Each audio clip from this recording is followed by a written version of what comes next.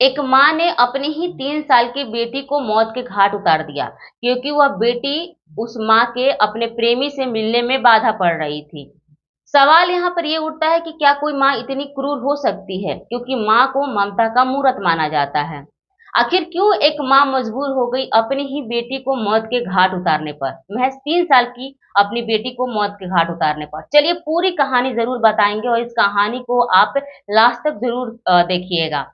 कहानी है बिहार के मुजफ्फरपुर जिले का, जहां पर एक काजल नाम की लड़की होती है। काजल शादीशुदा रहती है। काजल की एक 3 साल की बेटी भी होती है जिसका नाम मिष्टी रहता है। काजल अपने भाई को भी अपने पास रखती है, यानी कि आप कह सकते हैं कि काजल अपने भाई, अपने पति और अपनी बच्ची मिष्टी के साथ मुजफ्फरपुर के एक किराए के मकान में रहा करती थी। कुछ सालों तक काजल की जिंदगी आम लड़कियों की तरह चल रहा होता है, खुशहाल रहता है। लेकिन काजल की इच्छाएं बहुत ज्यादा थी, काजल की जरूरतें बहुत ज्यादा थी, जो शायद उसके पति से काजल की जो जरूरतें हैं वो पूरा नहीं हो पा रहा था।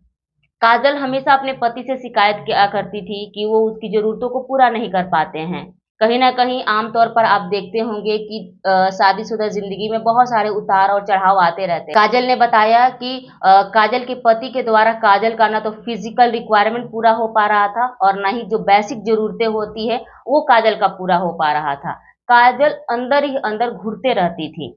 काजल का पति मजदूरी किया करता था, साथ में काजल का भाई भी मजदूरी किया करता था। काजल का पति और काजल का भाई दोनों सुबह 10 बजे घर से निकल जाया करते थे मजदूरी करने के लिए और देर रात 7 या 8 बजे घर पर वापस आया करते थे। काजल के पति और काजल के भाई का रोज का यही रूटीन था कि सुबह 10 बजे जाते थे और रात को 8 बजे वो घर आया करते थे और थक हार करके काजल का पति घर पर आकर सो जाया करता था। काजल ऐसे लाइफ से बोर हो चुकी थी, थक चुकी थी ऐसे लाइफ से। काजल एक दिन मुजफ्फरपुर के गरीबनाथ मंदिर में जाती है पूजा करने के लिए। वहीं पर काजल की मुलाकात एक लड़के से होती है जिसका नाम संजीत होता है। संजीत से वो बात करती है, वहीं पर संजीत से काजल नंबर लेती है, संजीत भी काजल का नंबर लेता है। उसके बाद दोनों का बातचीत शुरू हो जाता है, दोनों एक दूसरे से बात करने लगते हैं। पहले पहले दोस्ती होती है, उसके बाद वही दोस्ती प्यार में बदल जाता है। शादीशुदा होने के बावजूद भी, बच्चा होने के बावजूद भी काजल को संजीत से प्यार हो जाता है और संजीत को भी पता रहता है कि काजल शादीशुदा है, उसकी एक 3 साल की बच्ची है। फिर भी संजीत भी काजल से प्यार करने लगता है। दोनों का प्यार का सिलसिला बढ़ जाता है। उसके बाद काजल और संजीत दोनों मिलने लगते हैं, दोनों फिजिकल भी होने लगते हैं, लगातार दोनों मिलते हैं। इस बीच जैसा कि मैंने आपको बताया कि काजल के पति सुबह 10 बजे घर से चले जाया करते थे और रात को 8 बजे आते थे। इसी बीच काजल कई बार मौका पा करके संजीत से मिलने जाया करती थी। काजल संजीत के प्यार में इतनी डूब गई थी कि संजीत के बिना अब काजल का रहना मुश्किल हो गया था। संजीत से काजल मिल नहीं पाती थी बार बार, क्योंकि कहीं ना कहीं मिस्ट्री उसके मिलने में बाधा पड़ रही थी। जब भी काजल संजीत से मिलने जाती थी तो उसकी 3 साल की बेटी मिष्टी माँ से लिपट के रोने लगती थी कि माँ कहाँ जा रही हूँ, मैं भी चलूंगी। क्योंकि काजल संजीत से मिलने जाती थी, मिष्टी को लेकर के वो नहीं जा पाती, जिसकी वजह से संजीत से काजल मिल नहीं पाती थी। बहुत ऐसे प्लान थे जो मिष्टी की वजह से कैंसिल हो जाया करते थे। अब यहाँ पर काजल के ऊपर संजीत से शादी करने का खुमार उठ गया कि अब कुछ भी हो जाए संजीत से मैं शादी करके रहूंगी। काजल ने ऐसा प्लान किया। संजीत भी शादी करना चाहता था काजल से, लेकिन संजीत का एक शर्त था कि मैं तुमसे शादी करूंगा लेकिन मिष्टी को मैं अपनाऊंगा नहीं।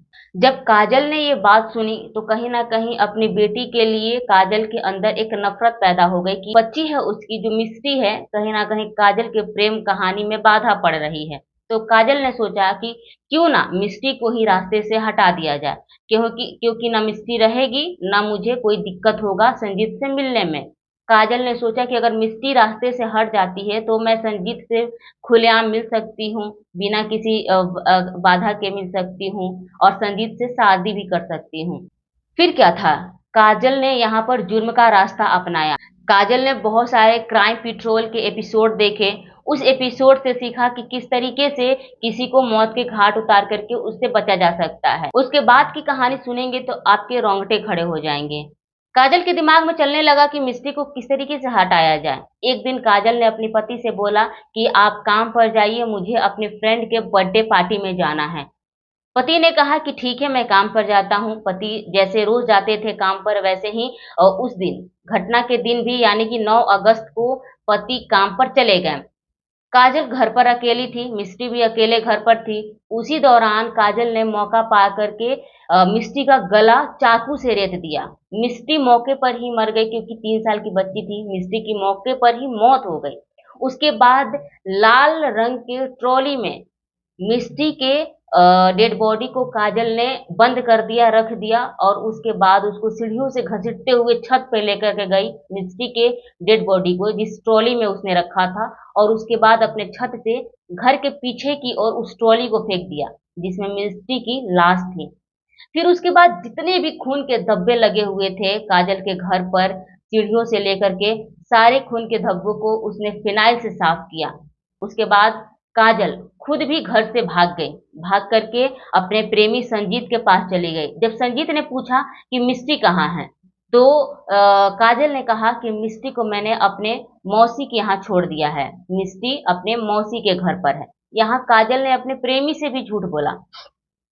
फिर दोनों एक साथ रहने लगे। काजल का जो प्रेमी था संजीत, काजल को कहीं दूर ले जा करके एक किराए के मकान में रखने लगा, क्योंकि काजल जिद करने लगी थी कि अब मैं घर नहीं जाऊंगी, तुम्हारे साथ ही जिंदगी बिताऊंगी, तुम्हारे साथ ही रहूंगी, मैं घर छोड़ करके आ गई हूँ, बच्ची को छोड़ करके आ गई हूँ। जब शाम को यहाँ पर काजल का पति घर आता है तो अपनी पत्नी काजल को नहीं देख करके हैरान हो जाता है। उसके बाद देखता है कि उसकी बेटी भी कहीं मिल नहीं पा रही है। काजल का पति संजय सभी जगह फोन लगाकर पूछता है, रिश्तेदारों में फोन लगाकर पूछता है कि काजल आपके घर है, मिस्टी आपके घर है। सभी लोग कहते हैं कि नहीं, हमारे घर तो काजल और मिस्टी दोनों नहीं आए हैं।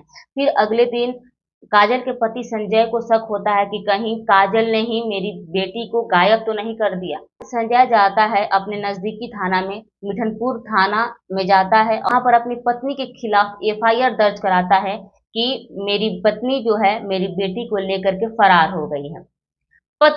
पुलिस इस मामले को गंभीरता से लेती है। उसके बाद मिस्टी के खोजबीन में पुलिस लग जाती है। जैसे ही खोजबीन में पुलिस लगती है और संजय यानी कि काजल के घर की तलाशी लेती है, आसपास की तलाशी लेती है, तो देखती है कि काजल के घर के पीछे एक लाल रंग का ट्रॉली मिलता है जिसमें मिस्टी की लाश होती है।